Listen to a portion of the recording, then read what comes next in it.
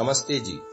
पंचम दृश्य श्रव्य कणिका सत्यार्थ प्रकाश स्वाध्याय प्रवचन माला।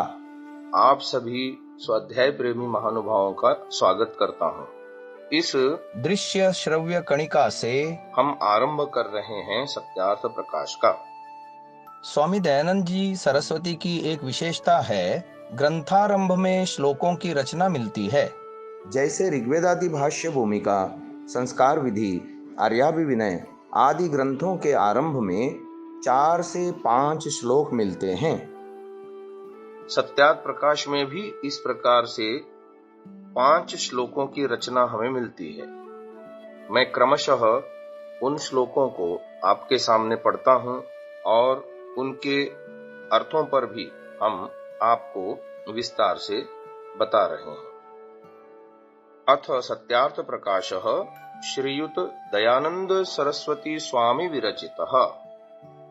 दयाया आनंदो विलसति परस्वात्मविदितः सरस्वत्यस्यान्ते निवसति मुदा सत्यशरणा तदाख्यातिर्यस्य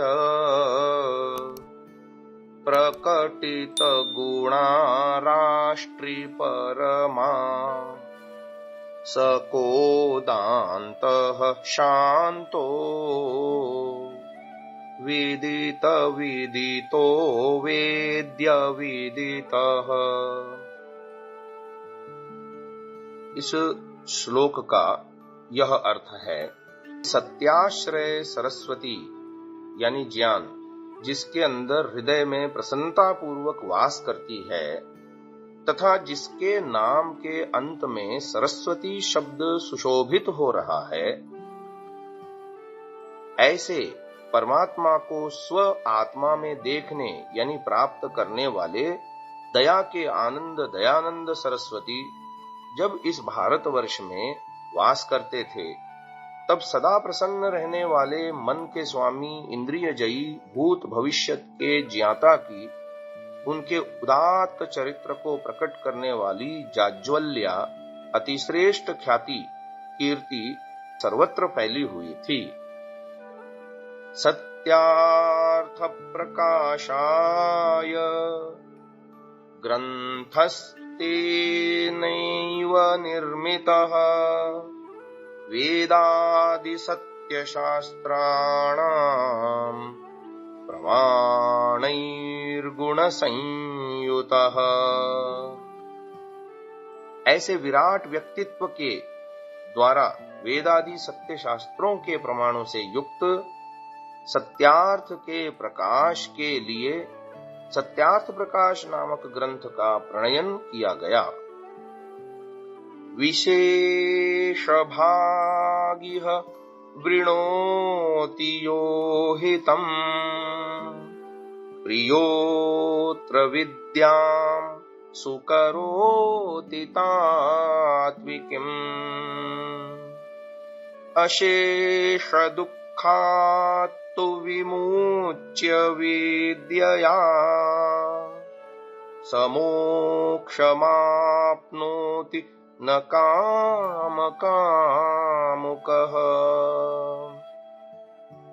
हितकारी परमात्मा का जो इस संसार में रहते हुए वर्ण करता है, ऐसा विशेष प्रतिभा का धनी परमात्मा का अत्यंत प्रिय व्यक्ति ही तत्वज्ञान को सहजता से प्राप्त करता है तथा यथार्थ ज्ञान के द्वारा समस्त दुखों से छूटकर नित्य आनंद स्वरूप मोक्ष की प्राप्ति करता है, न कि कामनाओं अर्थात सांसारिक भोगों के पीछे भागने वाला होता है।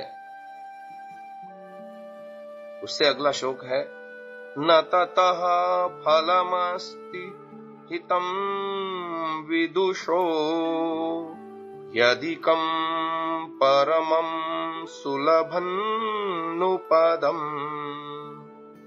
लभते सुयतो भवतीह सुखी कपटी सुसुखी भविता न सदा। इस चौथे श्लोक का अर्थ है, मोक्ष से अधिक श्रेष्ठ हितकारी फल अन्य कोई नहीं है। सतत परम पुरुषार्थी व्यक्ति ही मोक्ष पद को सरलता से प्राप्त करके इस संसार में सुखी अर्थात जीवन मुक्त हो पाता है। छली कपटी कभी भी उत्तम सुख को प्राप्त नहीं कर सकता है। पांचवा और अंतिम श्लोक इस प्रकार है, धर्मात्मा विजयी स शास्त्र शरणो विज्ञान विद्यावरो धर्मेणैव हतो विकार सहितो धर्मस्सु दुःखप्रदः येनासौ विधिवाक्यमानमननात् पाखण्डखण्डः कृतः सत्यं यो विदधाति शास्त्रविहितम् धन्योऽस्तु तादृग्भिः धन्योऽस्तु तादृग्भिः।